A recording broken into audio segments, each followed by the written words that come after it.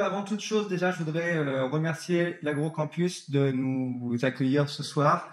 En préparant cette action avec Frédéric Bouéry, avec Marie-Laure Artaud, des Racines et des Pros et de la Chambre de commerce et d'industrie, on n'imaginait pas pouvoir faire une action sur les métiers du développement durable ailleurs que dans cet établissement. Donc, merci beaucoup de nous accueillir dans cet amphithéâtre. En ce qui me concerne, je m'appelle Julien, je ne me suis pas présenté, Julien Labracherie. Je suis l'animateur de l'espace régional d'information de proximité, dit ERIP. Vous savez pas ce que c'est, sûrement, peut-être. Je vais vous expliquer, c'est pas grave. L'ERIP, c'est un service qui est situé dans les locaux de la mission locale de Saintes. Mais si la mission locale de Saintes s'adresse aux jeunes de 16 à 25 ans, l'ERIP s'adresse à tout le monde. Quand je dis tout le monde, c'est même vous, même vous, même vous, même vous, même vous. Ça, c'est pas de montrer du doigt, je vous prie de m'excuser, mais tout le monde.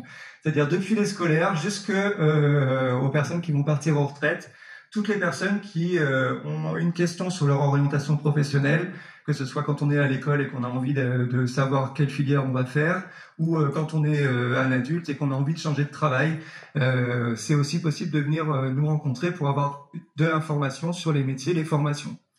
C'est aussi dans ce cadre-là que j'ai participé à l'organisation de cet événement pour vous informer un peu sur les métiers de la transition écologique.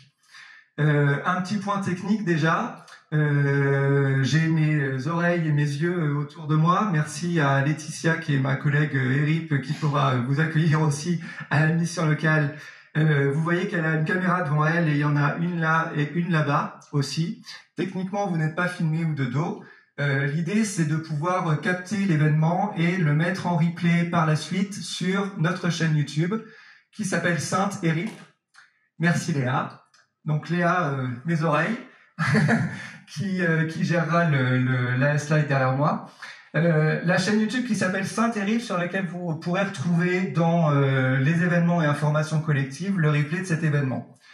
Vous allez me dire pourquoi est-ce que j'irai voir le replay d'une action à laquelle j'ai participé. C'est vrai que ça paraît idiot, mais en l'occurrence, ça ne l'est pas puisque en plus de la vidéo de l'action en elle-même, je rajouterai en dessous de la vidéo, sur les vidéos YouTube en dessous, vous avez une petite description où vous pouvez cliquer sur afficher plus, ça se déroule.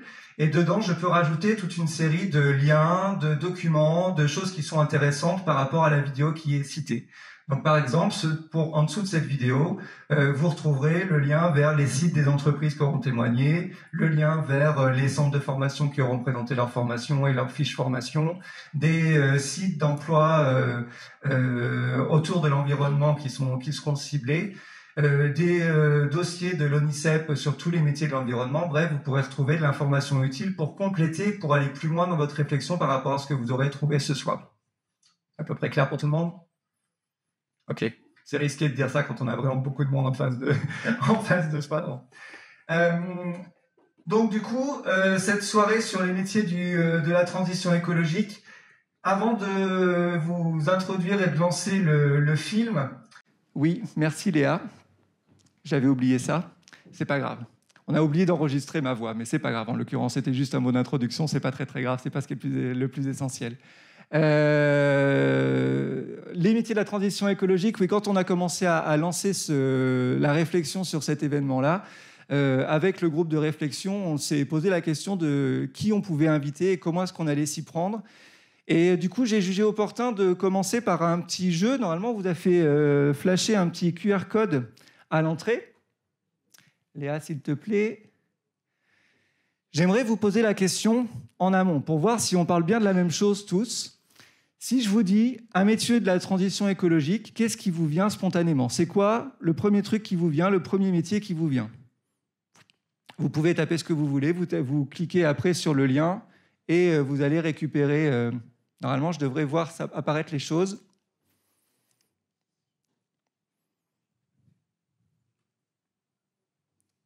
Ça a l'air de fonctionner.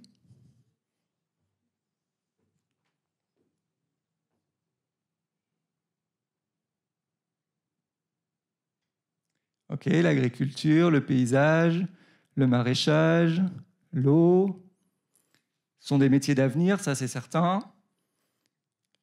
les déchetteries, ok, ressources, les espaces naturels, le bois, la gestion des milieux, l'énergie,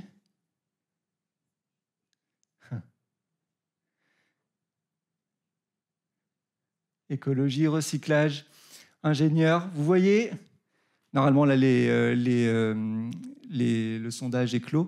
Vous voyez déjà rien qu'en 1 minute, en faisant participer tout le monde, on arrive déjà à une diversité assez grande de métiers qui vont de l'agriculture à l'eau, en passant par le bois, le recyclage, l'énergie et ainsi de suite, et les déchetteries. Donc c'est effectivement un domaine qui est excessivement large, et l'idée de la soirée n'est pas forcément de vous emmener vers l'exhaustivité des métiers dans l'environnement, parce que ce ne serait pas possible et ce serait trop compliqué de vous emmener tout ça. Par contre, ce qu'on a voulu faire, c'était vous donner une série d'exemples de métiers, exemples aussi d'initiatives qui sont d'employeurs aussi parfois, pour transformer leur entreprise, pour les faire correspondre aux critères de la transition écologique. Vous donner justement un aperçu de ce qui est possible et un aperçu de ce qui existe. Aussi pour vous montrer, et j'aimerais que vous ayez ça en tête tout le long des interventions de tout le monde, que je vous disais tout à l'heure que je pouvais recevoir toutes les personnes qui étaient en recherche d'orientation. Quand quelqu'un vient me voir en général et qui me demande de changer de métier, il me dit « Julien, qu'est-ce que je pourrais faire comme formation pour me reconvertir ?» Leur première question, c'est « Julien, qu'est-ce que je pourrais faire comme formation pour me reconvertir ?» Leur idée, elle est toujours dans ce sens-là, une ligne qui passe par la formation pour aller vers un métier qui correspond. En l'occurrence, dans ce grand secteur qui est la transition écologique et qui touche un peu à tout, vous allez trouver des métiers qui nécessitent une formation particulière et qui vous emmènent vers un métier particulier. Il y en a quelques-uns, et souvent d'assez haut niveau. Et vous allez aussi trouver des entreprises qui vont avoir donné une couleur, une coloration, une impulsion à leur entreprise qui va changer des métiers déjà existants et qui vont faire qu'il n'y a pas nécessairement une formation exacte dans ce métier-là, mais qui va changer la forme du métier qui existe. Par exemple, l'électricien qui pose du photovoltaïque, pour vous donner juste un exemple clair, mais il y en aura d'autres ce soir. Donc je veux que vous ayez ça en tête. Pour vous parler de la transition écologique, on va essayer de vous donner des exemples. Par quoi on va commencer par la diffusion d'un film qui va vous donner des exemples en Nouvelle-Aquitaine. C'est un film qui a été réalisé par la région Nouvelle-Aquitaine. On a choisi des exemples un petit peu partout dans la région. Le film a été légèrement édité. À la base, il dure 52 minutes. Pour qu'il soit un petit peu plus court, on l'a réduit à 28. Donc, on va diffuser ce film-là. Et ensuite, j'appellerai sur scène des employeurs et des professionnels locaux pour qu'ils puissent vous parler de leur expérience des métiers, leur expérience de la transition écologique dans leur métier, et que vous puissiez en voir un petit peu plus. Tout au long, comme là, je viens de le faire tout à l'heure, j'appellerai à votre participation pour des questions ou simplement votre avis sur certains points. OK ? Léa, on peut commencer, si tu es prête.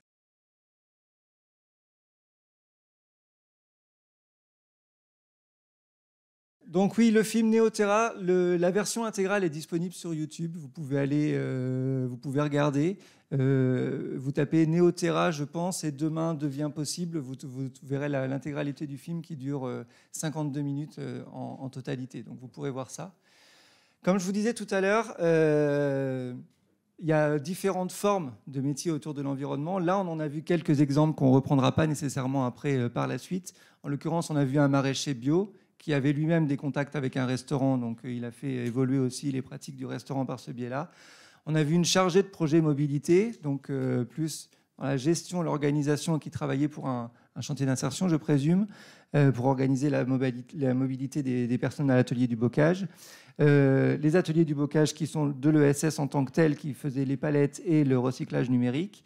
On a vu quelqu'un qui gérait l'énergie. Là, encore une fois, il ne s'agit pas forcément nécessairement typiquement d'un métier du développement durable, mais c'est en tout cas quelqu'un qui gérait à l'intérieur les économies d'énergie et les process des entreprises. Donc c'est un métier qui en soi n'est pas forcément étiqueté, labellisé transition énergétique ou ainsi de suite, mais n'empêche a un impact et cherche à avoir un impact sûr par ce biais-là. Donc c'est aussi un biais par lequel on peut rentrer là-dedans.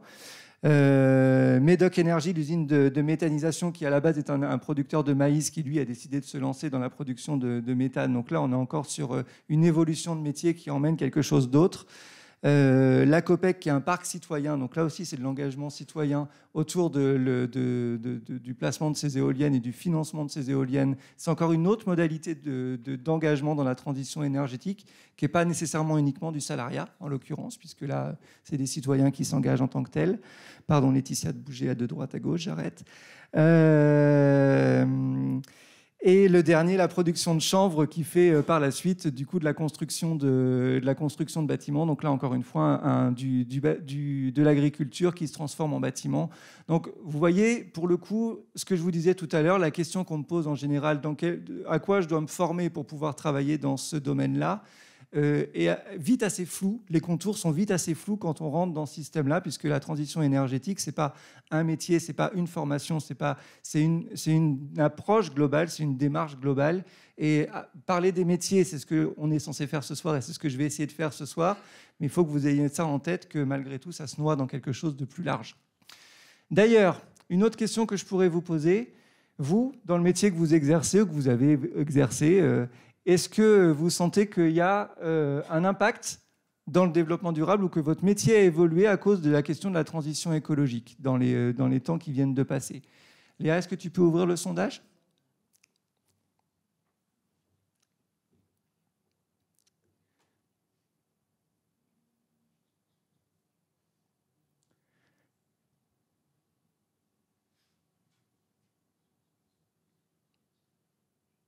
J'attends avant de trancher que tout le monde puisse s'exprimer puisque ça bouge derrière moi.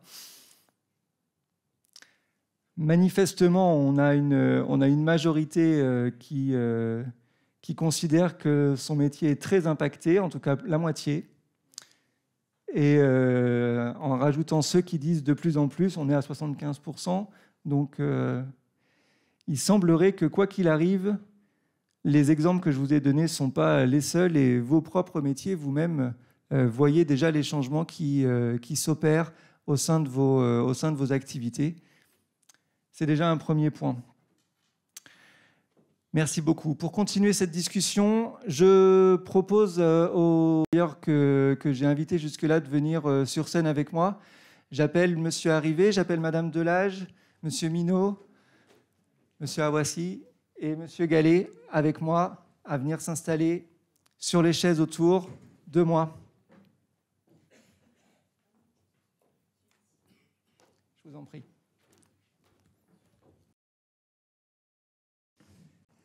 Merci à vous. Avant de commencer, je vais peut-être juste rapidement vous faire un petit tour de table. Juste, j'ai noté vos noms et vos structures derrière, mais moi, je vous connais parce que je vous ai invité, mais tout le monde ne vous connaît pas, donc tout le monde ne sait pas forcément qui est qui. Est-ce que vous pouvez juste donner votre nom, votre structure et votre fonction, s'il vous plaît? Chacun, les micros ne sont pas allumés, vous pouvez les allumer.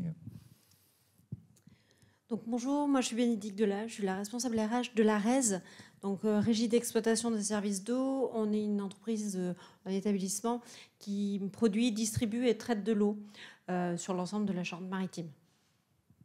Ok.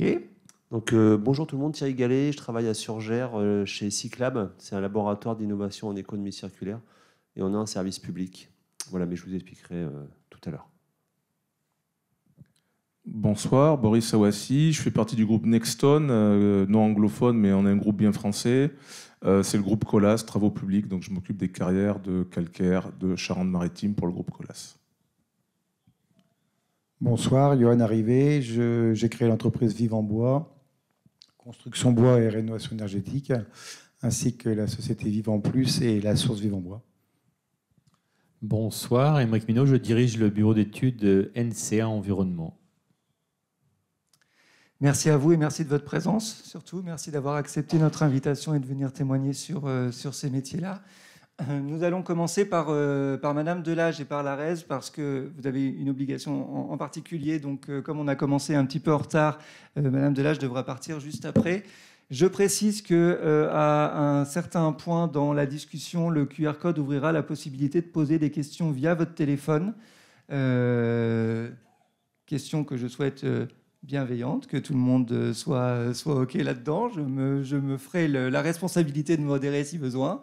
Et ces questions apparaîtront derrière nous au fur et à mesure. Donc, on pourra interroger le public, les intervenants au fur et à mesure. Madame Delage, peut-être on peut commencer par vous, du coup. Est-ce que vous pouvez nous expliquer, du coup, l'ARES, donc le traitement de l'eau? Vous nous avez emmené un schéma derrière nous, que j'imagine que vous allez commenter, peut-être avant de... Ça va illustrer uniquement. Ça, c'est un schéma que vous connaissez tous. Alors, l'ARES est également un établissement public, régie d'exploitation des services d'eau. Donc, nous, notre métier, on produit, on traite de l'eau, on distribue et on traite de l'eau avant de la redistribuer en milieu naturel. Donc, ce métier d'exploitant, il recouvre tout un tas de métiers extrêmement variés, extrêmement nombreux. On va de l'électricien à l'hydraulicien, au mécanicien, enfin voilà, au technicien de traitement. Donc, il y a énormément de métiers. Le seul but de tous ces métiers-là, c'est de produire de l'eau et de distribuer de l'eau 24 heures sur 24, 365 jours par an, pour que vous ayez de l'eau potable en quantité et en qualité suffisante.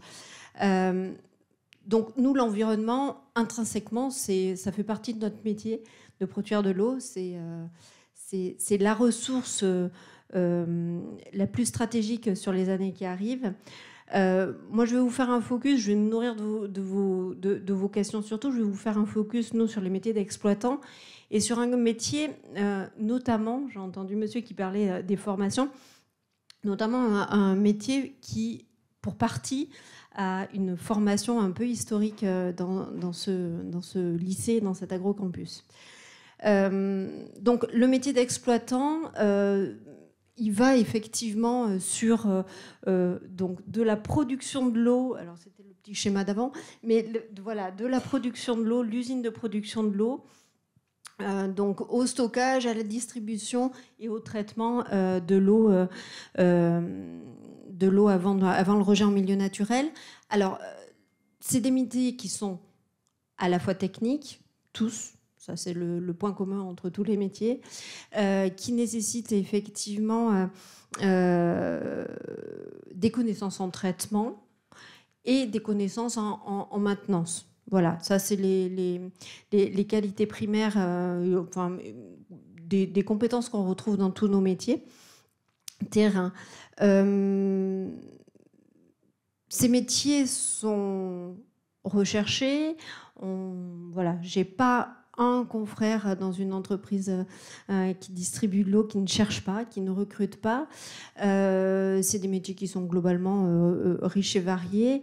Voilà sur ce que je peux vous présenter. Est-ce que vous avez des questions sur des postes? Est-ce que vous voulez qu'on fasse un focus sur un poste un peu particulier? Déjà, avant que peut-être le temps que le public puisse poser des questions, s'il en a, est-ce que vous avez un métier en particulier qui est en pénurie ou vous avez du mal à trouver?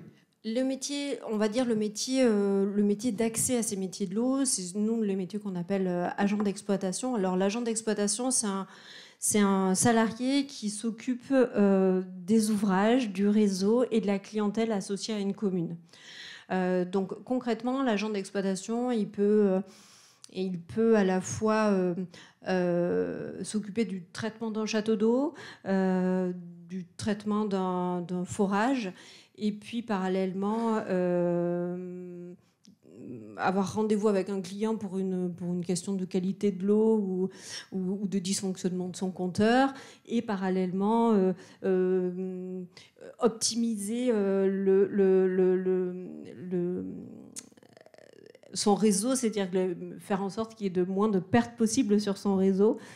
Voilà, donc il peut intervenir sur toutes ces facettes-là. Ça, c'est nos métiers d'entrée, on va dire, enfin les métiers qu'on a le plus représentés, en tout cas à l'ARES. Et on a le pendant en assainissement. Ça, c'est les métiers les plus courants. Donc, c'est des métiers où on rentre avec un BTS métier de l'eau ou un BTS GEMO. Et c'est des métiers qui allient à la fois la capacité d'analyse, l'autonomie, la partie technique et traitement. Ok. On nous demande s'il y a une formation spécifique. Est-ce qu'il y a un BTS ou une formation possible? Est-ce que vous formez en interne? Alors oui, il y a une formation qui est dispensée notamment à Desclaudes, donc un BTS. Alors c'est une des, il n'y a pas de bac technique, pas de bac pro qui existe dans ce milieu-là, mais en tout cas il y a des BTS spécialisés. Les très bons profils sur ces BTS-là, c'est effectivement quand... Alors, je parle côté exploitant, j'ai vu qu'il y avait des profs, ils n'ont peut-être pas forcément la même idée que moi, mais en tout cas, dans les métiers, ce qu'on apprécie beaucoup, c'est des gens qui ont une formation de maintenance de base. Ça, c'est vraiment des très bons exploitants. Complété par une formation BTS métier de l'eau, c'est des très bonnes formations. D'accord. On a une deuxième question. On nous demande si le niveau de compétence augmente avec l'arrivée de nouvelles recrues. Alors, je ne sais pas ce que vous pouvez dire de cette question. Je ne la comprends pas très bien. Est-ce que du coup, il y a besoin de BTS parce qu'il n'y avait pas de formation qui existait? Peut-être que c'est comme ça qu'il faut comprendre la question avant. Ou est-ce qu'il était possible avant de rentrer à la RES sans avoir de niveau de BTS? Alors, le BTS, la formation BTS, c'est notre formation visée. Alors, on peut rentrer à la RES sans formation métier de l'eau. On forme beaucoup en interne, c'est un peu plus compliqué. C'est sur des stations, des ouvrages peut-être un peu moins techniques, un peu moins intéressants dans un premier temps. Mais c'est des formations qui ont toujours existé, à ma connaissance. Voilà. Donc, mais effectivement, le nombre de candidats, je crois que je ne me trompe pas en disant ça, baisse un peu tous les ans. Ok. Ça se stabilise. C'est pas très haut. Ça peut être mieux. C'est ça que je veux dire. Voilà. Ok. Très bien. Est-ce que moi j'avais une question à vous poser. Je voulais savoir si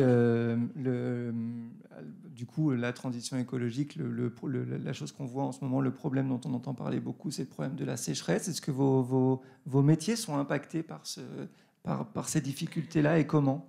Alors, nos métiers, nous, d'exploitants, sont exploités parce qu'on est en période de crise de plus en plus fréquente. Donc voilà, les débordements font qu'effectivement notre métier se transforme en métier de gestion de crise bien plus souvent. Le dérèglement climatique a fondamentalement un énorme impact sur notre... sur Eau17, donc, qui est l'établissement qui gère la ressource et qui finance les ouvrages. Et effectivement, eux sont beaucoup plus impactés dans la projection future pour assurer une distribution d'eau, enfin que vous ayez tous de l'eau 24 heures sur 24.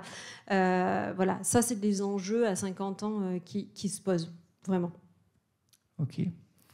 Et je vois, alors, il y a une dernière question qui s'était posée juste avant de pouvoir continuer. On nous demande le niveau du métier de maintenance de base. Alors j'imagine qu'on parle des canalisateurs et des personnes qui vont gérer la maintenance du réseau, quoi, concrètement. Alors, c'est quoi le niveau par rapport à ce métier-là? La maintenance du réseau, alors... il n'y a pas de maintenance de réseau, en fin de compte. La partie vraiment exploitation, la partie maintenance dont je parlais tout à l'heure, c'est plutôt une aptitude électromécanique sur la compréhension des fonctionnements des ouvrages. C'est là où vraiment la plus-value se fait. La maintenance des réseaux, des métiers qu'on peut appeler des métiers de canalisateurs, qui sont proches des métiers... du BTP. Là, c'est des métiers, il y a des formations qui effectivement sont dispensées, qui existent. On trouve beaucoup de gens qui ont une appétence pour ces métiers-là et qui sont formés sur le tas. Ok. On arrive à une dizaine de minutes d'intervention. Il y a 3 autres questions en bas. Je vous laisse choisir celle à laquelle vous voulez répondre avant de passer à la suite. Parce qu'on ne va pas forcément pouvoir répondre à tout le monde. Donc on nous demande si vous pouvez prendre des stagiaires. Ça, c'est un truc qui se répond facilement. Oui, alors les stagiaires, on en prend extrêmement souvent. On a une très grosse culture à la RES d'accueil d'apprentis, puisque un bon nombre d'apprentis, bon nombre de collègues sortent de ce lycée-là. Ils ont eu leur formation en apprentissage, donc la transmission de compétences, c'est quelque chose qu'ils ont reçu et c'est quelque chose qu'ils donnent. Donc oui, on reçoit des stagiaires, effectivement. Et on reçoit des emplois d'été. Et voilà. On fait naître des vocations à ce niveau-là. Oui. Ok. Merci Madame Delage. Merci à vous. Je vous propose de passer au deuxième témoignage. J'aimerais commencer par Monsieur Minot, si vous le voulez bien. Avec plaisir. De NCA Environnement. Est-ce que vous pouvez nous expliquer un petit peu plus en détail ce que fait votre entreprise, s'il vous plaît? Alors nous, on fait des études environnementales. On appelle ça des études d'impact très souvent, même si on n'est pas limité aux études d'impact. On travaille sur des différents domaines. On travaille sur l'eau aussi, comme la RES, où là, on va réaliser des études en amont de projets. Soit on va regarder l'eau potable, on peut regarder aussi l'eau usée. On travaille aussi sur l'eau pluviale. Là, on rejoint la thématique des inondations, qui sont de plus en plus d'actualité, malheureusement. Mais on peut travailler aussi sur la qualité de l'eau. Je reviens sur la question, l'eau est-elle de bonne qualité? Mais tout dépend de ce qu'on appelle bonne qualité. Voilà, on respecte des normes. Est-ce que les normes sont à un bon niveau ou pas? C'est la grande question. Mais là, il faut faire des études. C'est plus de la médecine après, plutôt que de l'eau, de traitement de l'eau directement. Mais en tout cas, on regarde tout ça. Et ça, c'est passionnant parce qu'il y a beaucoup de choses à faire. Et puis, on vérifie aussi que l'eau usée ne vient pas polluer le milieu naturel. Et indirectement, enfin à l'envers aussi, on regarde si le milieu naturel ne vient pas inonder nos réseaux d'eau usée, ce qui génère des gros problèmes de traitement au niveau des stations d'épuration. Donc ça nous amène à beaucoup de réflexions. Et tout ça, c'est beaucoup de travail, beaucoup de mesures sur les réseaux pour pouvoir déterminer à la fin s'il y a des difficultés. Et il y a toujours des difficultés, puisque les réseaux sont en perpétuelle usure, hein, comme tout système construit par l'homme, il s'use. Donc il faut le maintenir. Et pour le maintenir efficacement, il faut regarder ce qui ne fonctionne pas. Et comme ce sont des réseaux enfouis, eh bien, il faut mettre en place des capteurs pour pouvoir savoir ce qui convient de maintenir. Ça, c'est pour la partie de l'eau urbaine. On travaille aussi sur l'eau chez les particuliers, ce qu'on appelle l'assainissement non collectif. Là, le principe générique, c'est de déterminer à quel endroit il faut mettre un système de traitement et quel est le système le plus adapté à la parcelle du particulier. On travaille également sur les cours d'eau.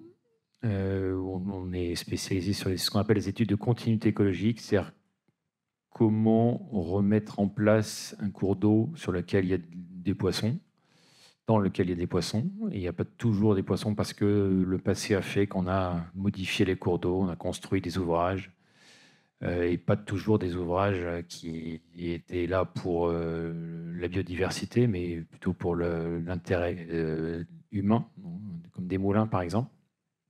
Donc ça amène des études qui sont aussi une de nos spécialités. J'ai terminé sur l'eau et je vais parler des autres thématiques qu'on travaille chez nous.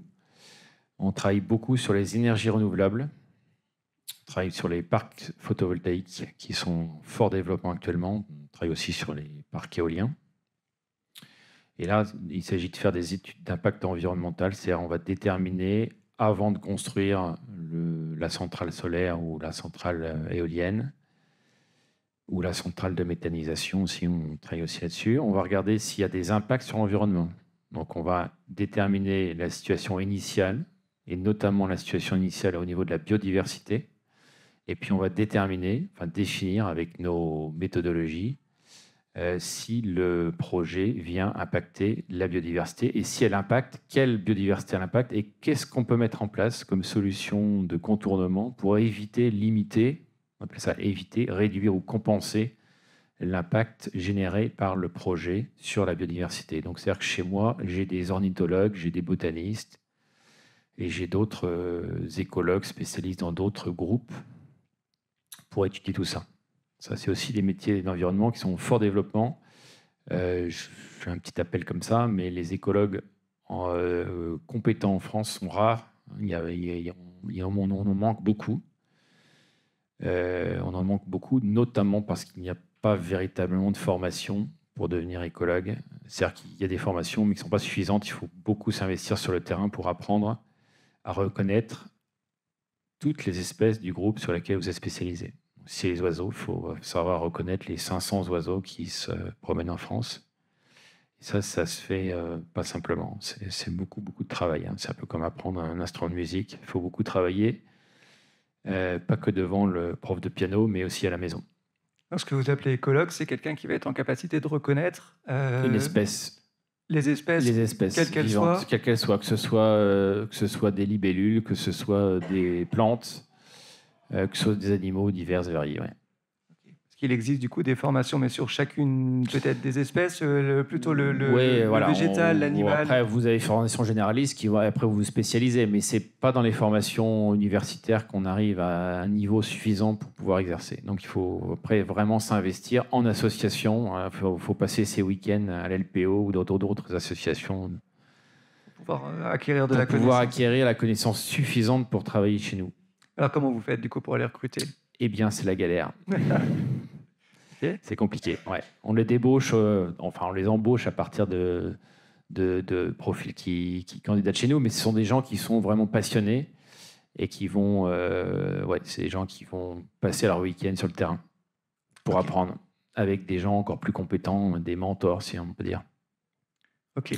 Ça, c'est pour la partie biodiversité. On a aussi des ingénieurs en environnement, des ingénieurs plus généralistes qui vont faire les études d'impact de façon plus globale, hein, donc en s'appuyant sur les études écologiques, mais on va regarder aussi d'autres thématiques, l'ensemble de l'impact du projet sur le milieu humain, le milieu physique. Donc ça, c'est des gens qui ont une culture généraliste environnementaliste. Et puis, on a aussi toute une équipe de paysagistes, où ce sont des gens qui vont regarder l'impact paysagère d'un projet, quel qu'il soit, que ce soit une route, que ce soit un bâtiment industriel, que ce soit un projet éolien. Voilà, donc c'est des gens qui sont capables de faire des simulations d'insertion paysagère pour démontrer, ou disons, quantifier un petit peu l'impact d'un projet, et puis mettre en place des mesures d'accompagnement également sur le projet pour un peu masquer le projet. Alors c'est très difficile sur l'éolien, mais sur le photovoltaïque, ça se fait assez bien. Et puis en tout cas, pour montrer lors de l'étude d'impact, et ça va jusqu'à l'enquête publique, quand il y a une enquête publique obligatoire, ça permet de montrer aux riverains quel est l'impact du projet sur l'environnement des riverains. Voilà, puis on fait aussi des bilans carbone, et on a, pour terminer, toute une équipe autour de l'agricole, qui font des études agricoles sur des thématiques assez variées. Ça peut être pour une exploitation agricole qui a besoin de faire ce qu'on appelle un dossier ICPE, installation classée pour la protection de l'environnement. Ça peut être une étude sur la qualité de l'eau et la liaison entre la qualité de l'eau en dégradation sur un puits de captage et le monde agricole. Hein. Il y a souvent des liens quand même. Donc ça veut dire qu'il faut faire quand même un diagnostic de l'existant, rencontrer tous les agriculteurs de la zone de captage, enfin du bassin versant de la zone de captage, et essayer de construire avec les acteurs publics, les élus sur place, une stratégie pour limiter la pollution des nappes phréatiques depuis les exploitations agricoles. Ça peut-être changer des pratiques agricoles, ça peut être mettre en place des haies, enfin, des choses comme ça. Donc ça se regarde, et ça occupe un paquet de monde chez nous. Voilà pour le grand tour de nos activités dans l'environnement. Oui, donc l'eau, la biodiversité, l'agriculture et le paysage, pour résumer le grand champ. On nous demande combien de salariés il y a chez vous? Une centaine de salariés chez nous. Sachant que vous n'êtes pas uniquement sur Saintes, me On semble-t-il. n'est pas uniquement sur Saintes, oui, on a 25 personnes sur Saintes, et puis d'autres personnes sur Poitiers, sur Lorient, Châteauroux. Ok. On nous demande aussi quel niveau d'études pour travailler dans un bureau d'études comme le vôtre. Je sais que alors, on avait interviewé, je vous ai parlé de la chaîne YouTube tout à l'heure, je vous incite à y aller, Sainte et RIP, voilà pour l'instant promo. On avait interrogé M. Coron, qui est un de vos salariés, qui lui a un bac plus 5 justement dans l'étude des animaux, me semble-t-il. Exactement, oui. Il est ornithologue, ouais. J'imagine que la plupart des personnes qui interviennent chez vous ont des niveaux relativement hauts quand même de ce type-là. Alors, c'est beaucoup des bac plus 5, mais pas uniquement. On a aussi des techniciens, plutôt bac plus 2. Donc, tout dépend les métiers, et tout dépend les spécialités. Mais c'est quand même souvent des bac+5, ouais. Ok. Et en ce qui concerne les bac+2, du coup, pour redescendre d'un coup, c'est dans quelle spécialité? C'est beaucoup sur l'eau. Sur l'eau, on a besoin de beaucoup de techniciens pour mettre en place des capteurs, suivre les données, voilà, rédiger les parties techniques de certains rapports. Ben, c'est beaucoup de techniciens. Et même que Madame Delage? Exactement. Ah, ok. Et comme Madame Delage, on n'a pas beaucoup, non, effectivement, qui candidatent. C'est assez rare. Bon, l'appel est fait pour le BTS Gémeaux. Je crois que l'appel est assez clair. Qu'est-ce qu'on nous demande d'autre? On me demande si vous faites des études thermiques sur les bâtiments. Non, on ne fait pas du tout d'études thermiques sur les bâtiments. Ok, la réponse en bas à droite, on a déjà répondu. Et on me demande quel type de canaux vous trouvez vos collaborateurs. Donc vous avez dit que vous fouilliez un petit peu partout, vous allez chercher dans les associations. Ouais, tout à alors on l'heure. publie des annonces qui sont sur notre site, nca.fr, mais après les annonces sont publiées sur des tas de canaux que je ne connais pas, parce que c'est tout automatisé maintenant, donc je ne vais pas vous dire jusqu'où ça va, mais je sais que ça va à beaucoup d'endroits. Ok. Alors la dernière question, je ne la comprends pas, donc je vous laisse la lire. Peut-être que vous la comprenez, la deuxième, enfin celle en bas à gauche, dans le triptyque. Avez-vous déjà accompagné le sans le R, sans le C? Oui, bien sûr qu'on commence par l'évitement toujours. Alors effectivement, Alors, attendez. Avant de répondre à la question, est-ce que vous pouvez expliquer de quoi il Je vais s'agit? préciser. Alors quand on fait une étude d'impact, j'ai dit tout à l'heure, on essaie d'éviter les impacts. Ça, c'est la loi qui nous oblige à ça. Et quand on n'arrive pas à éviter un impact, on essaie de réduire l'impact. Donc on réduit, on ne le met pas en zéro, mais enfin on le limite quand même. Et puis la loi nous dit, comme vous n'arrivez pas à zéro, il faut compenser le reste de l'impact que vous n'avez pas réussi à réduire. Voilà, c'est ça les triptyques ERC. Et donc effectivement, on commence toujours par éviter. Dans certains cas, c'est facile. Dans d'autres cas, pour éviter, il ne faut pas de projet. Donc là, on ne peut rien faire, effectivement. Mais sur certains sujets, c'est assez simple d'éviter. Donc oui, on peut faire du E, mais c'est pas le gros de nos activités. Ok, merci Monsieur Minot. Vous pourrez intervenir au fur et à mesure aussi, si vous n'hésitez pas, si même d'ailleurs les trois autres personnes qui ne sont pas encore intervenues, si vous avez des remarques à faire en cours de route, n'hésitez pas. Je vous propose de passer à un autre de nos invités. J'aimerais parler à Monsieur Gallet, peut-être, pour commencer.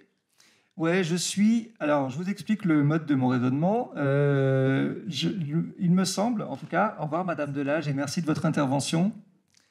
Il me semble qu'on a commencé par des métiers qui sont, pour le coup, je vous disais tout à l'heure, il y a les métiers plein champ transition écologique, en tout cas, dont on voit bien en quoi ils sont directement impactés. Pour l'eau, c'est assez clair. Pour Monsieur Minot aussi, c'est un cabinet d'études dans l'environnement, donc là, en l'occurrence, on n'y coupe pas. Et petit à petit, on va s'écarter un petit peu du champ et regarder comment les métiers se transforment au fur et à mesure avec nos invités. Donc, pour rester encore plein champ, en tout cas dans le développement durable, est-ce que vous pouvez nous expliquer ce que fait Cyclab, Monsieur Gallet? Ouais, alors c'est toujours compliqué parce que le côté monologue, c'est compliqué. Enfin, ouais, je vais essayer d'être synthétique. Venez me chercher si vous avez besoin de vous poser des questions pour y aller, vous en faites pas. Donc, je travaille chez Cyclad. Cyclad, c'est un service public. On est là pour collecter et traiter les déchets des ménages. Donc, du tiers du département de la Charente-Maritime environ, c'est le nord de la Charente-Maritime. Donc, le cœur de métier, c'est de collecter et traiter les déchets des ménages via les collectes des sacs noirs, des sacs jaunes, le verre, le papier, la gestion des déchetteries. Et il y a à peu près une dizaine d'années, avec les élus, on a mené une réflexion sur le fait que les déchets qu'on pouvait collecter pouvaient devenir de la matière pour des professionnels. Donc l'exemple le plus flagrant, ça va être le bois qu'on va collecter ou récupérer en déchetterie. C'est du déchet, mais l'idée c'était de pouvoir piocher dans ces déchets pour pouvoir retracer cette matière qui vient de la ressource pour des entrepreneurs locaux. C'est parti de là en fait la réflexion. Après on a poussé un peu plus loin les curseurs, donc on est allé sur d'autres filières et d'autres matières. Et l'idée c'était pas d'aller uniquement dans les déchetteries, c'était d'aller chez des professionnels ou d'autres acteurs du territoire pour justement valoriser leurs déchets et qu'ils viennent pour sourcer cette matière pour des acteurs, pour des professionnels, des artisans, des entrepreneurs, enfin des profils assez divers et variés. Et ça a pris corps, ça a pris de l'ampleur. Et il y a à peu près 4 ans, avec les élus, on a décidé de construire un Fab Lab. Je ne sais pas si vous connaissez le principe des Fab Labs. ça reste des outils mutualisés. Donc on a plusieurs outils que vous pouvez utiliser en tant qu'artisan. Vous pouvez travailler le bois, vous pouvez travailler l'agroalimentaire, vous pouvez travailler la technologie avec une imprimante 3D, enfin tout un tas d'outils qui sont utilisables en mutualisation. Donc il faut réserver, il faut payer un loyer, enfin, par jour, par mois, enfin peu importe. Et justement, l'atelier, c'est un bâtiment de 1200 mètres carrés, donc c'est l'atelier Cyclab. Donc ça fait 4 ans que c'est ouvert et il y a une sorte de bouillon de culture, on va dire, entre les différents corps de métier qui utilisent ce lieu. Et on s'est rendu compte que ça crée des synergies entre les différents corps de métier, des synergies. Et donc, on a créé pas mal de projets. Donc, on a besoin de professionnels, d'acteurs du territoire qui sont artisans, entrepreneurs, etc., qui ont besoin de ressources. Et à l'inverse, on a de la ressource, on a besoin d'entrepreneurs qui vont les revaloriser pour les sortir du statut de déchet. En gros, j'ai essayé d'être court, synthétique, mais c'est pas évident. Mais Non, voilà. non, c'est bon, je vois, Voilà. on voit Je à sais peu pas près. si j'étais clair. Donc du coup, vous avez l'activité de récupération des déchets, l'activité de trier ce qui a besoin d'être trié pour pouvoir être récupéré derrière. Ouais. Et après, vous venez faire travailler les acteurs locaux qui peuvent avoir besoin de cette matière pour en faire autre chose. Exactement. Ok. Donc on n'est pas générateur d'emploi en l'état, par contre on va être générateur d'activité. C'est-à-dire qu'on va pouvoir, via le réseau qu'on a, on travaille avec les acteurs, pas mal d'acteurs publics, d'acteurs privés.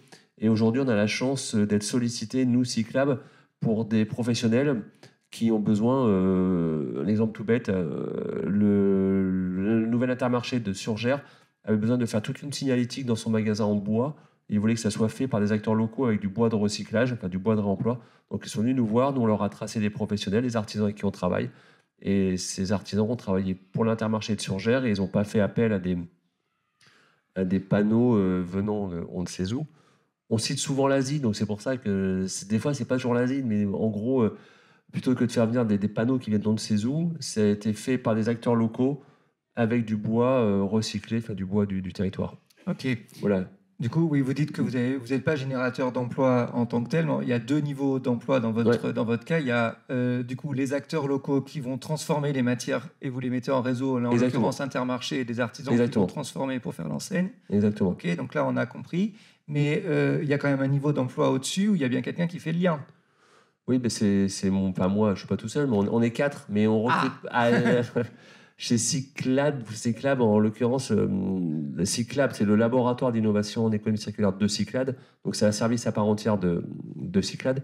Nous, on est 4. On est 4 salariés.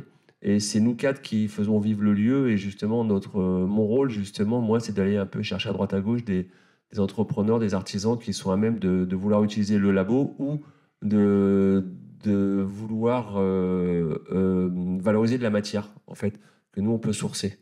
Voilà, en gros. Ok. Voilà. Est-ce que je peux vous demander comment on en arrive à faire ce métier-là, le vôtre? Ah, waouh. Par quoi vous êtes passé pour venir, vous? Ah, vous voulez... Non, mais j'aime pas trop parler de moi. Non, mais parlez de votre collègue, alors, si vous n'avez pas envie de parler de votre parcours, parlez de votre collègue. Pour tout vous dire, j'étais... En fait, c'est marrant parce qu'on parle effectivement de nouveaux métiers. Donc, c'est vrai qu'à la base, je ne suis pas dit il y a 20 ans, je vais faire ce métier, ça n'existait pas. Non, j'étais dans la collectivité, j'étais dans les ressources humaines, pour tout vous dire, collectivité territoriale, et j'ai travaillé à Cyclade. Et petit à petit, en fait, je suis devenu responsable déchetterie, donc un métier très gestionnaire. Enfin, je gérais l'humain et les contrats avec les prestataires, enfin, en résumé. Et puis rapidement, j'ai pris goût à essayer d'ouvrir un peu les déchetteries, ouvrir aux usagers pour que cette matière qu'on jette ne soit pas jetée bêtement, entre guillemets. Et ça a pris de l'ampleur et les élus m'ont dit mais est-ce qu'on peut aller plus loin dans les démarches? Et c'est là où on m'a donné un peu les clés du camion en disant l'idée, ce serait de pouvoir créer un lieu où on peut valoriser cette matière et s'entourer d'artisans, de personnes locales. Et voilà, c'est vraiment de manière empirique. Hein. Ça, c'est un métier... c'est empirique. Il n'y a pas de méthode. Voilà, ça a été fait sur le terrain, en fait. Et maintenant, l'idée, c'est ça, c'est d'échanger.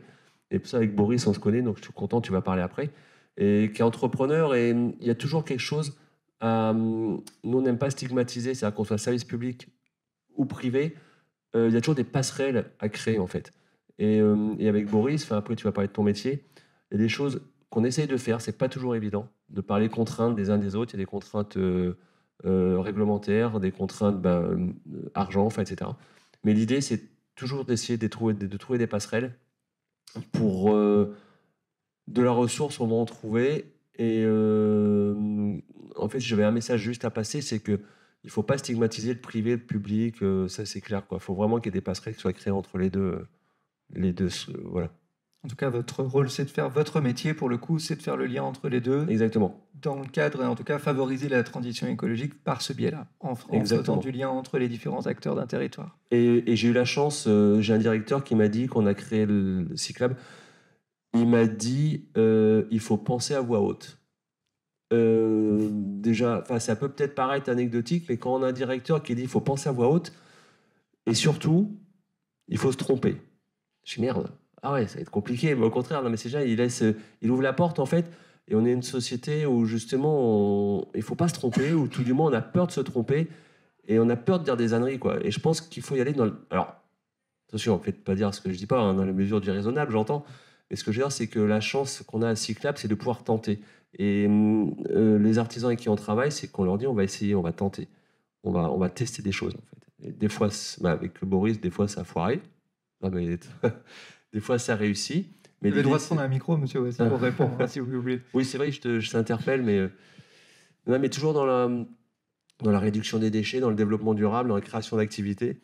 Et soulever le petit pitonu. Oui. Ah, voilà. Non, et c'est vrai qu'on va parler avec des entrepreneurs, des industriels, et c'est toujours intéressant de comprendre leurs contraintes et nous leur donner nos contraintes pour justement pouvoir s'entendre en fait et pour travailler ensemble. C'est là-dessus. Donc on va pas générer de l'emploi. Par contre, si nous des artisans, j'en ai des entrepreneurs, j'en ai tous les jours qui viennent me voir en disant simplement, nous à l'échelle du territoire, on aurait besoin de bois. Enfin par exemple, c'est un exemple parmi tant d'autres. Et nous on va essayer de sourcer cette matière. Ça leur évite de payer de la matière première. Par contre, c'est du temps. Il faut qu'ils aillent souvent collecter chez l'entrepreneur tel ou tel type de matière. Le sourcing, c'est compliqué dans le sens... En plus, il y a un professionnel du bois, donc je pense que c'est pareil pour en parler. Mais c'est jamais la bonne dimension, c'est jamais la bonne essence de bois. C'est un peu compliqué, mais c'est justement essayer de mettre tout le monde autour de la table et pour trouver des solutions ensemble. Ok.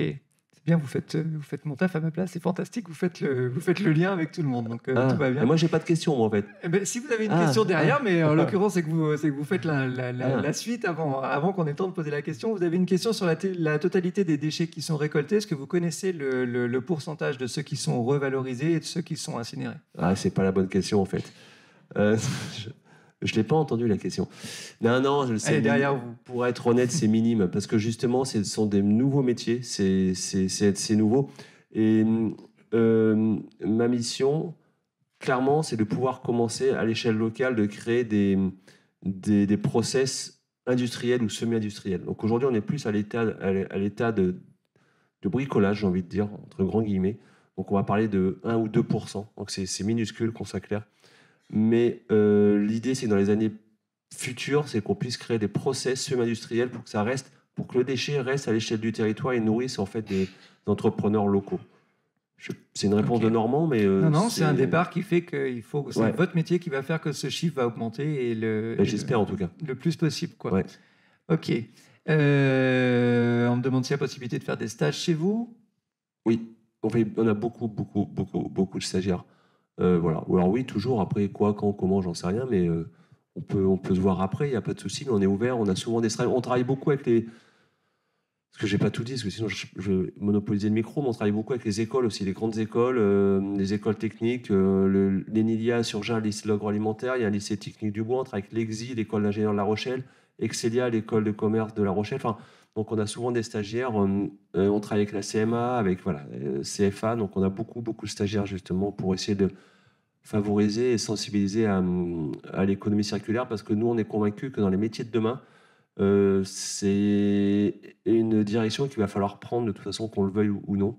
Donc si on est jeune, ou moins jeune d'ailleurs, mais qu'on veut chercher de l'emploi, je pense qu'on a une plus-value par rapport à la concurrence si on est sensible à l'économie circulaire et au réemploi de matière. Ok, donc vous avez répondu aux autres questions, donc auprès des stagiaires chez les jeunes, des stagiaires aussi chez les adultes. Et c'est possible par le biais de France Travail. Très régulièrement, oui.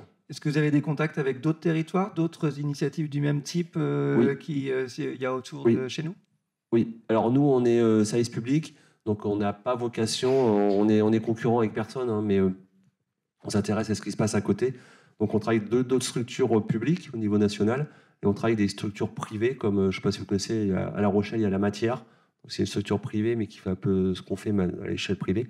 Et juste pour vous dire que nous, on est reconnu par le ministère, en fait, et on a été labellisé territoire développement durable au niveau national, et on est le territoire le mieux noté au niveau national. Donc voilà, encore une fois, c'est pas moi qui le dis, c'est le ministère. Voilà, pour vous dire que on est en contact avec d'autres collectivités, le SMICVAL à côté de Bordeaux, enfin pas mal, à Libourne, pardon.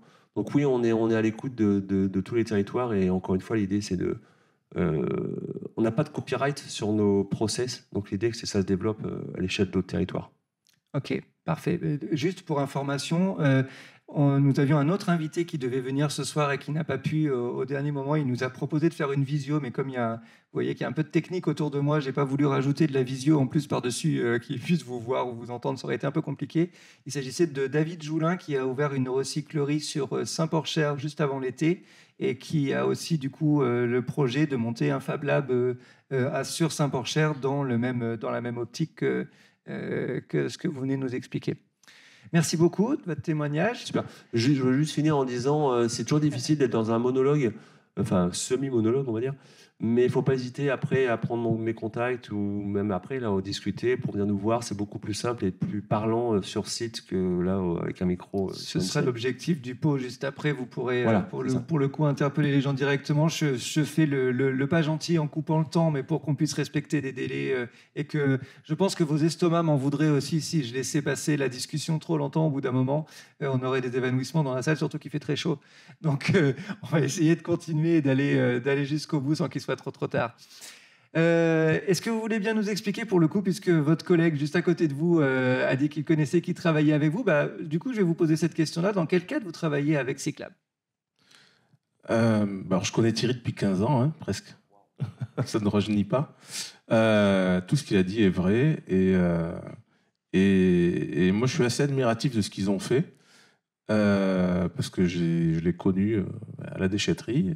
Voilà, et puis je l'ai vu prendre les rênes, effectivement, les clés du camion. Et il a un super directeur, c'est vrai. On s'est rencontrés en 2011. Le sujet, c'était les gravats de déchetterie. À l'époque, Cyclade avait besoin de trous pour évacuer leurs gravats parce qu'ils n'avaient plus de place sur leur site. Et puis, je les ai rencontrés, on a discuté, j'ai regardé ce qu'il y avait dans ces bennes de gravats de déchetterie, où vous allez peut-être amener vos gravats à la déchetterie. Et il y avait beaucoup de matériaux qui pouvaient être recyclés, en fait. Donc, on était en 2011-12. Et moi, je faisais déjà du recyclage dans mon ancienne... je venais du Lot-et-Garonne, voilà, j'ai été muté en 2011. Et voilà, donc j'ai dit, plutôt que de le mettre dans un trou, je préfère essayer de recycler. Donc on a recyclé pendant pas mal d'années. On a fait des lotissements, enfin des voiries de lotissement, des choses comme ça. On a recyclé du mâche-fer d'incinération, même, je ne m'en rappelais plus.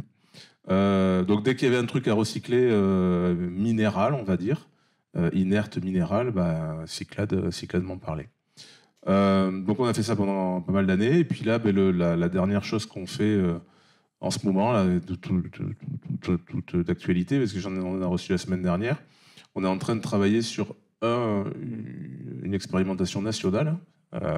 C'est essayer de recycler les céramiques les céramiques de vos salles de bain, voilà, pour essayer de leur donner une seconde vie, mais une seconde vie qui peut aller dans des... on parle de micronisation, c'est-à-dire que vous nous amenez des bacs à douche et puis nous, on va essayer de les trier parce que des fois, il y a des abattants sur les toilettes qui restent, des choses qui restent. On va les préparer, les concasser, les réduire au millimètre et puis après, les envoyer dans des laboratoires pour savoir si on peut les réutiliser pour refaire de la porcelaine, faire de l'aéronautique, voilà, faire d'autres choses et réutiliser un matériau qui normalement devait finir dans un trou ou sous une voirie. Voilà. Donc c'est un peu le sujet de le sujet d'actualité qu'on a en ce moment. Le sujet de la soirée, tout à fait. Parce qu'à la base, du coup, les métiers dans votre carrière, c'est quoi? Je vais vous poser une question excessivement naïve, mais déjà, vous êtes combien et à la base, dans votre carrière, vous faites quoi? Alors, moi, je gère plusieurs sites, on est 40 en tout.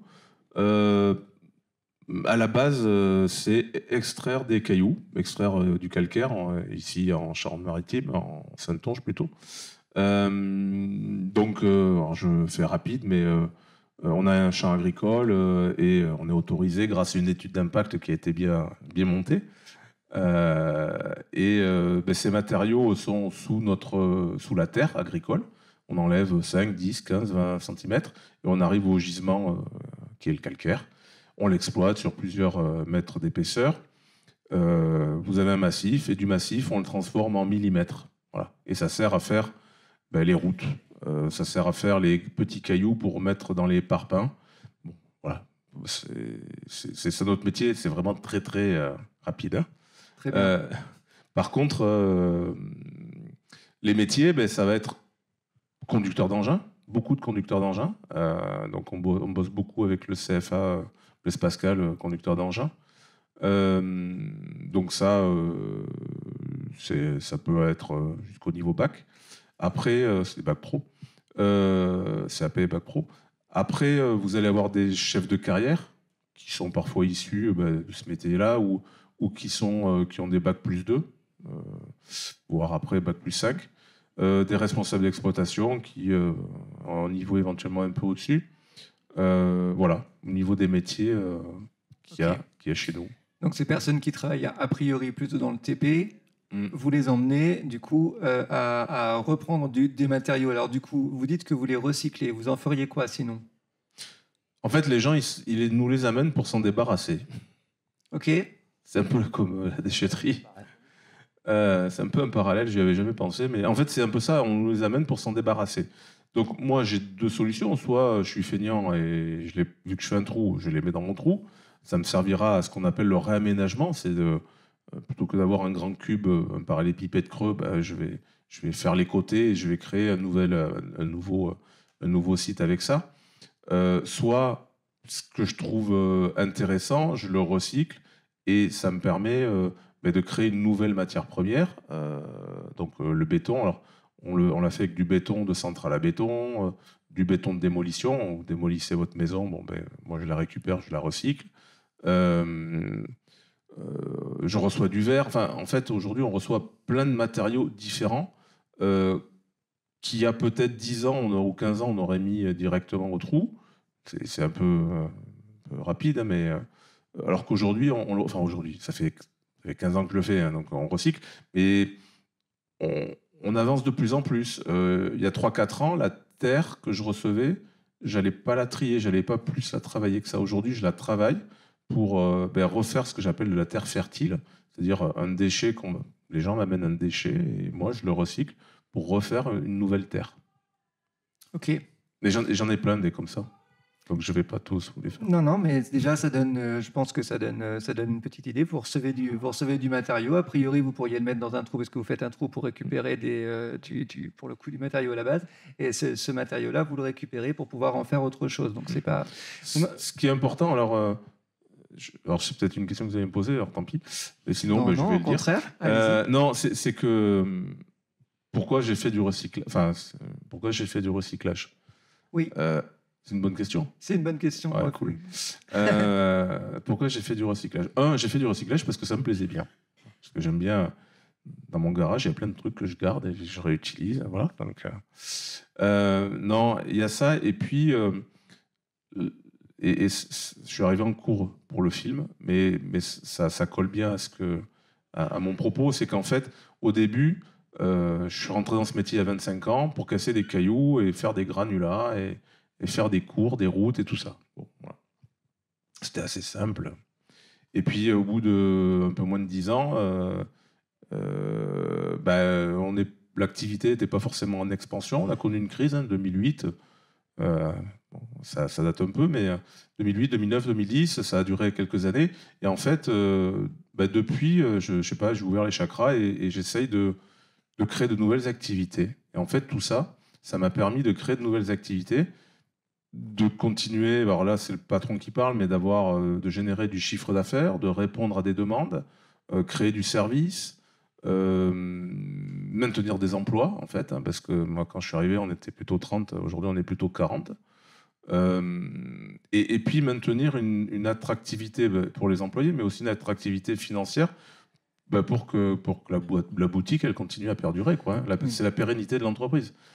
Et juste un chiffre, quand je suis arrivé, on faisait un peu moins de 900 000 tonnes de granulats. Donc, je ne sais pas si ça vous parle, mais bon, c'est un chiffre, 900 000. Aujourd'hui, on est plutôt à faire 650 000. Mais toutes les autres activités à côté que je fais, que j'ai rajoutées, ça fait peut-être, j'ai jamais compté, mais peut-être 800 000 tonnes de plus, quoi. Donc je suis passé en fait de 900, 950 à 1,5 million, 1,6 million, 1,7 million de matériaux qui rentrent, qui sortent, qui ressortent. Voilà. Et d'ailleurs, je précise pour la salle que en fait, on s'est rencontré avec monsieur vendredi dernier au hasard. J'avais prévu de faire venir la personne de Saint-Porcher dont je vous ai dit qu'il aurait un souci. On s'est rencontré vendredi. Il m'a parlé de ses activités. Quand je lui ai dit vous seriez sûrement bien à venir témoigner dans la soirée qu'on organise mardi. Il a été surpris dans un premier temps parce que son premier but à lui, en tout cas ça lui semblait évident, de créer de l'activité à partir de ce qu'il avait en recyclant ses déchets, et il ne le voyait pas forcément comme du recyclage à première vue. On est d'accord, il a fallu que je vous pose la question. Non, le recyclage, oui, mais c'est le côté transition, ouais, tout ça, ouais. J'ai pas la même définition de ce que vous l'avez pas approché par ce biais-là. Ouais, moi la transition énergétique, l'environnement, je l'ai, hein, parce que je gère de l'eau du Bourrian. J'ai une appétence là-dessus où je m'occupe des oiseaux. J'ai de la LPO qui vient sur mes carrières.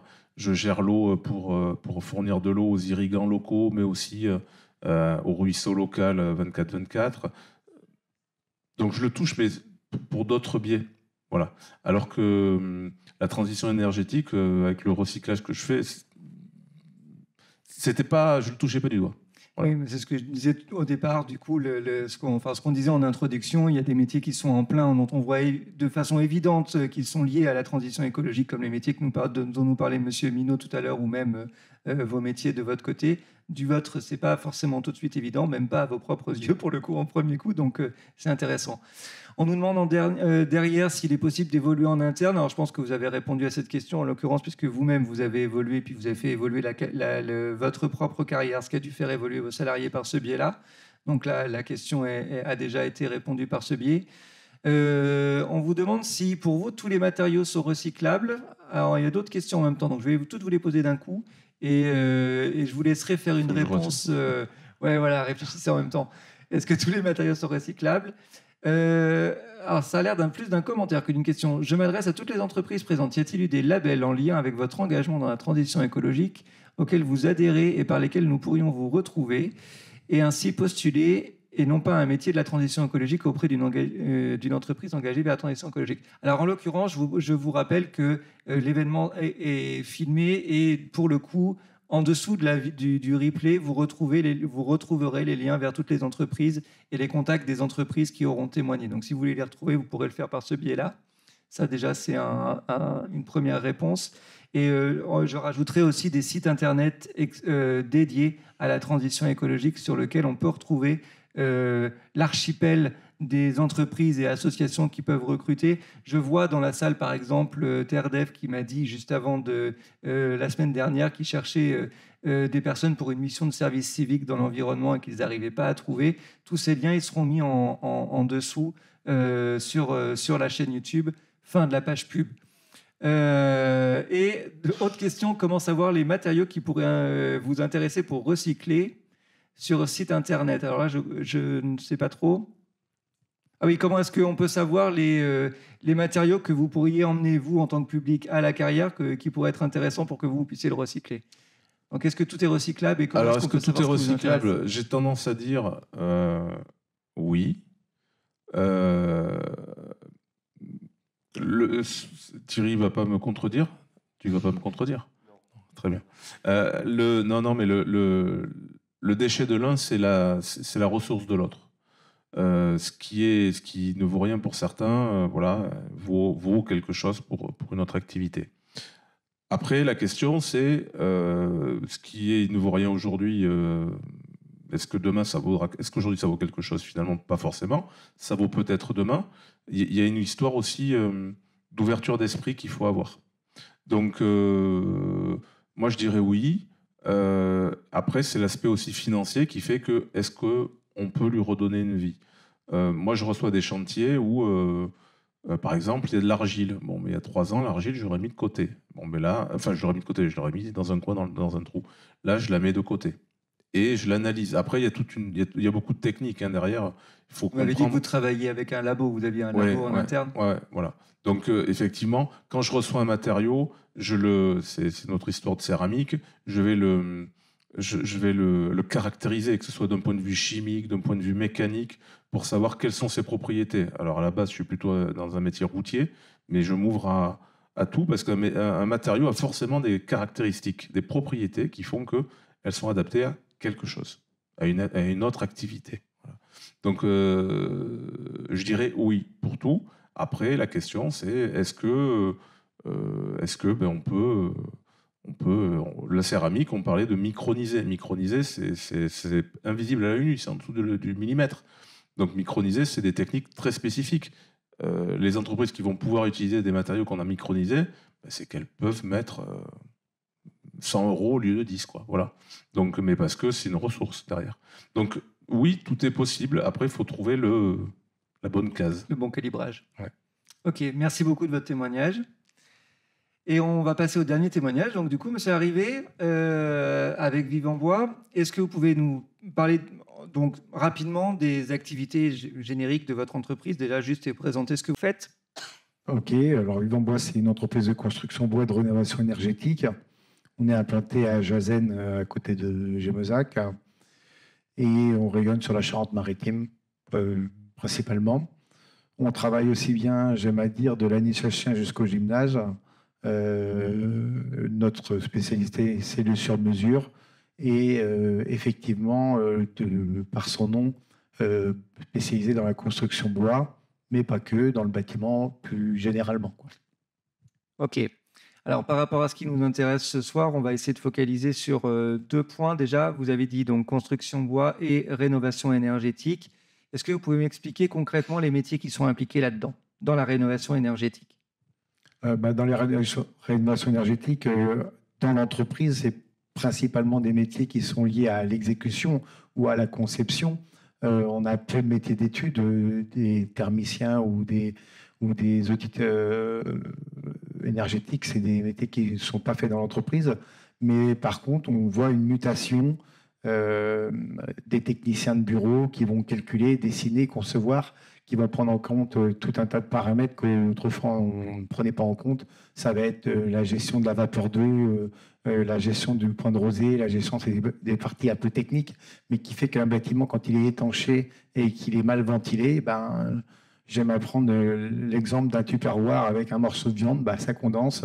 Aujourd'hui, si on étanche et qu'on isole sans ventiler, on risque de faire des bêtises. Et donc, toutes les pathologies du bâtiment vont arriver derrière.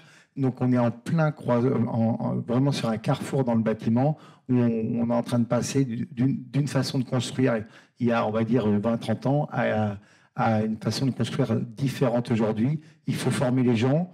Des gens qui ne sont pas des bac plus 5, qui ne sont pas des bac plus 2, qui sont plutôt des gens de terrain. Donc ça s'apprend principalement sur le chantier. C'est aussi un peu réfractaire parce qu'on a aussi des habitudes. Donc c'est pas simple de faire ça, mais c'est nécessaire. Des habitudes de métier qui ont du mal à changer, vous voulez dire, parmi vos salariés? Exactement. Ok. Okay. Et aussi par les conceptions, parce que ça a un coût et qu'aujourd'hui, quand vous devez concevoir de l'ossature bois qui nécessite un nombre de couches importantes avec des gestions différentes entre des couches intérieures et des couches extérieures, avec des isolations par extérieur, avec des pare vapeur, des choses comme ça, ça a des coûts parce que chaque couche amène une main-d'œuvre qui amène à une surcouche, un surcoût. Et forcément, quand on compare un parpaing avec un placo polystyrène et un enduit, c'est pas la même que quand on va prendre un complexe qui a différentes couches croisées d'isolant et qui gère la vapeur d'eau, l'hygrométrie. C'est bien plus complexe et ça paraît simple comme ça parce que c'est des 4 morceaux de bois debout, mais c'est bien plus complexe que ça. Et ça, c'est toute l'ambiguïté parce qu'on ne se rend pas compte et le maître d'ouvrage, le client, qu'il soit collectivité, particulier, professionnel, il regarde en bas de la page, c'est normal, mais il y a aussi un impact. On parlait de puits de carbone tout à l'heure. Un bâtiment bois, ça a aussi sa vocation à stocker du carbone. Ça a aussi une vocation à laisser moins d'empreintes, c'est-à-dire que c'est fait pour durer 50, 100, 200 ans, ça dépend comment c'est entretenu, je veux dire, et comment c'est conçu ou fabriqué.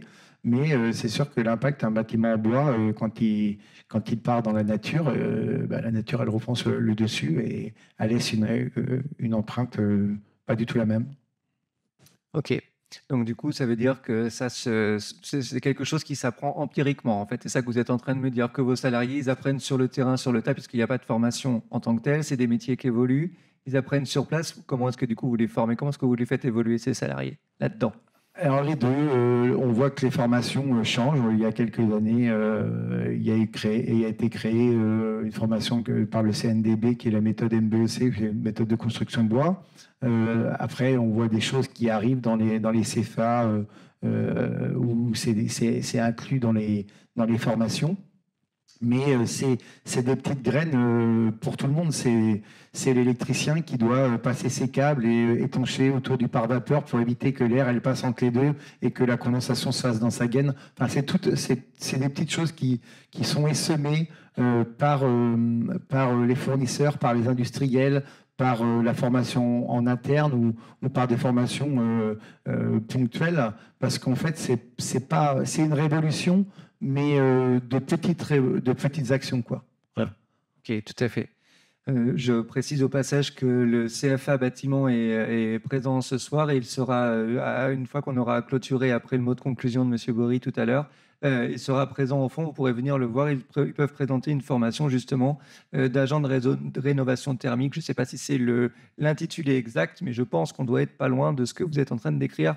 Et c'est une nouvelle formation qui se fait au CFA bâtiment. Vous pourrez en demander plus juste après. Une dernière question, parce qu'on a explosé le timing. J'ai pas été bon du tout.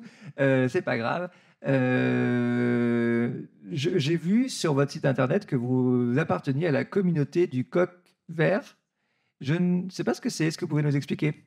Alors, c'est la BPI, qui est la Banque publique d'investissement, qui est très actif sur l'environnement et qui accompagne les entreprises et notamment qui met en œuvre différents réseaux. Ils ont fait la French Touch, la French Fab, enfin, voilà. Et la communauté du Code Vert, c'est une communauté de chefs d'entreprise qui s'engagent pour l'environnement. Donc, on essaye d'avancer un peu devant. Alors, il y a des gens qui sont plus avancés, on les appelle les éclaireurs. C'est ceux qui sont vraiment qui prennent des initiatives et qui testent, qui essayent, qui se trompent, qui recommencent.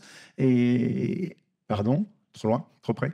Et donc l'idée, c'est d'échanger des bonnes pratiques, de se rencontrer et de voir comment on peut faire évoluer les choses dans nos entreprises, comment on peut être acteur de ce changement, quoi. Ok, très bien. Je vous remercie beaucoup à tous de vos témoignages et du temps que vous nous avez accordé pour pouvoir nous parler de vos métiers. Il y a une question qui vient d'arriver, que je n'avais pas vue. Merci Léa. Des stages sont-ils possibles chez vous? Ah oui, on fait des stages. Évidemment, quand on parle d'environnement, on parle aussi de RSE. Par définition, moi, je suis un produit de l'apprentissage. Et pour moi, les stages et l'apprentissage, c'est le cœur de... C'est le cœur de nos entreprises. Les entreprises, c'est des machines un peu, mais c'est surtout des hommes et c'est surtout des savoir-faire, c'est surtout des humains et c'est transmettre un savoir, c'est s'intégrer en société. Et donc, oui, on prend des stagiaires. Alors, c'est difficile parce que le patron peut porter ça et finalement, c'est pas lui qui accompagne les stagiaires. Donc, c'est peut être une contrainte pour le chef d'entreprise, le chargé d'affaires, le mec sur le chantier qui a, lui, son boulot à faire. On dit, tiens, on lui a encore. Et donc, il faut transmettre cette envie de transmettre, parce que ce n'est pas toujours le cas dans nos entreprises. Il faut vraiment emmener cette énergie-là. Donc oui, c'est tout à fait possible. C'est par le conseiller mission local que je suis, ce que vous venez de dire. On me demande aussi combien de salariés vous avez et les types de métiers qu'il y a dans votre entreprise. Alors chez Vivant Bois, on est à peu près une soixantaine. C'est 7 ou 8 métiers du bâtiment qui sont des charpentiers, des couvreurs, des zingueurs, des menuisiers, des plaquistes, des bardeurs, des agenceurs et des fabricants en menuiserie, en atelier. Puis après, il y a plein d'autres métiers qui sont des métiers de commerciaux, des métiers de RH, des métiers de compta, des métiers de manager, des métiers de dessinateur ou de calculateur ingénieur en bâtiment. Et puis un métier qui est au cœur de tout ça, qui est le métier de conducteur de travaux, qui est un des métiers les plus difficiles qu'il peut y avoir, parce qu'il est en club marteau, en club de tout le monde. Et si vous avez du mal à recruter des gens qui connaissent toutes les espèces, mais nous, c'est une espèce qu'on recrute aussi, celle-ci. Et c'est très difficile. Bravo. Ok, le message est passé.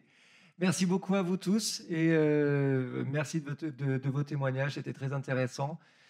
Je vous propose de passer à la suite. Vous pouvez regagner la salle. Merci, messieurs. Et oui, vous pouvez applaudir.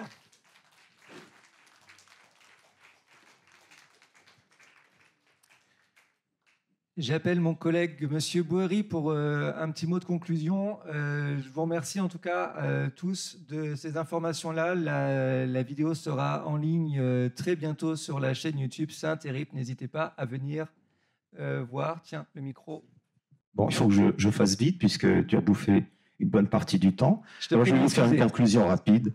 Moi, j'étais vraiment enchanté ce soir de pouvoir faire cette soirée parce que je me disais que en écoutant tous les témoignages qu'on a eus, il fut un temps pas si lointain, vraiment pas si lointain, où lorsqu'on parlait développement durable, en particulier les chefs d'entreprise dont je fais partie, baissaient les oreilles parce que le discours était très culpabilisant et qu'on savait que de toute façon, on allait en prendre pour notre grade. Eh bien, les choses ont bien changé sur ces 10 dernières années. On voit qu'il y a des métiers qui se créent, des réflexions, et ça fait plaisir. Ça fait vraiment plaisir. Alors, merci pour les interventions. Je fais une parenthèse qui est très importante parce que je connais sa modestie, donc je voudrais remercier particulièrement Julien et la mission locale et les RIP pour l'organisation de cette soirée, parce que ça donne un autre éclairage sur le développement durable. Donc, merci à toi. Je crois qu'on peut t'applaudir. Bravo. Ça fait des mois qu'il travaille sur ce dossier. Et je pense que, voilà, on se disait que ce genre de réunion, il faut les réitérer annuellement pour qu'elles s'ancrent dans le territoire et qu'elles apportent à chaque fois les informations dont on a besoin pour avancer. Alors, merci pour ces interventions. Donc, moi, je suis content d'avoir réfléchi avec vous ce soir au métier du développement durable. Alors, et en même temps, je me faisais encore une petite réflexion, excusez-moi la digression, mais il y a 15 jours, je crois qu'Yoann est encore là, oui, on parlait avec l'Interclub Sainté, c'est un regroupement d'associations et de clubs d'entreprises de Saintes, c'est quand même 350 entreprises qui sont réunies et qui se travaillent en forme de commission. Et au début de l'été dernier, elles ont créé une commission biodéchets, valorisation des déchets. Et ça, c'est une première aussi. Ça veut dire que dans le monde de l'entreprise, on sent le besoin de mettre en place un travail de fond pour travailler tous ces métiers qui sont liés au développement durable et à nos activités. Voilà. Donc ça, vous voyez, les choses c'est très positif. Je pense qu'il faut envoyer ce genre de message.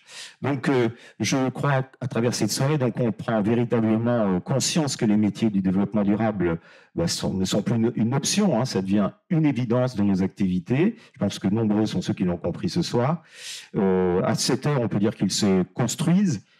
Déjà à travers nos entreprises, nos collectivités, parce qu'elles sont aussi partie prenante, bien évidemment, nos écoles dont on parlera autour d'un verre tout à l'heure, puisque certains seront là pour dire aussi quelles sont les formations qu'ils ont mises en place pour assurer la formation et ces métiers. Et puis à travers aussi nos initiatives locales, elles sont nombreuses, hein, à l'instar, on l'a vu sur le territoire de Saintes, de l'Agrocampus qui nous accueille ce soir, du Ferrocampus qui est en train de monter en puissance sur le territoire de Saintes, la RES, on en a parlé tout à l'heure, Vivambois, merci, et voilà, tous ces gens, mission locale, agences d'attractivité, la CCI, les RIP, France Travail, on voit qu'il y a Cyclab, le CFA, le BTP, NCA, Nexton, et puis bien sûr, je me fais une petite page publicité pour l'association des Racines et des Pros en territoire synthé, qui travaille aussi avec les entreprises sur le territoire pour la captation carbone. Alors on voit que ce sont des métiers aussi qui donnent du sens, tous ces métiers de développement durable, et ça, c'est pas neutre. Quand aujourd'hui, on a des problèmes de recrutement, on a des problèmes de fidélisation dans les entreprises, ces métiers du développement durable ont vraiment un atout, c'est donner du sens dans les métiers qu'on propose à nos collaborateurs. Voilà, ça c'est quelque chose d'important. Ils créent de la valeur et puis ils répondent aux défis donc écologiques, sociétaux auxquels nous faisons face. Donc, j'avais envie de vous dire, mais je ne veux pas finir là-dessus, sur cette dernière fois, j'avais envie de dire, nous avons la responsabilité. Non, on a l'opportunité aujourd'hui de préparer nos entreprises, nos territoires, nos jeunes et nos organisations à cette transition pour que le développement durable devienne vraiment un véritable moteur d'avenir, et ça peut l'être. Voilà. Je vous remercie. On a un petit travail à vous faire avant qu'on puisse se retrouver autour d'un verre. Donc, on va vous demander se former et recruter dans les métiers de la transition. Ça va être à vous de jouer. Vous y pensez. C'est pour bientôt. C'est fait ou c'est vraiment trop compliqué. Et je n'y pense pas. Voilà. Merci de répondre à ce petit sondage. Ça permet de faire une synthèse aussi de la soirée. Allons-y. On a une petite minute, même pas 30 secondes. Voilà, ça se partage.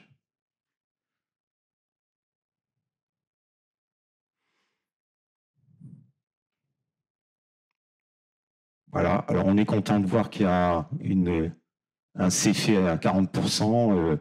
Ces bientôt, j'y pense, sont en majorité, même si pour certains, c'est encore trop compliqué. Donc ça veut dire qu'il faut encore proposer des solutions, des formations.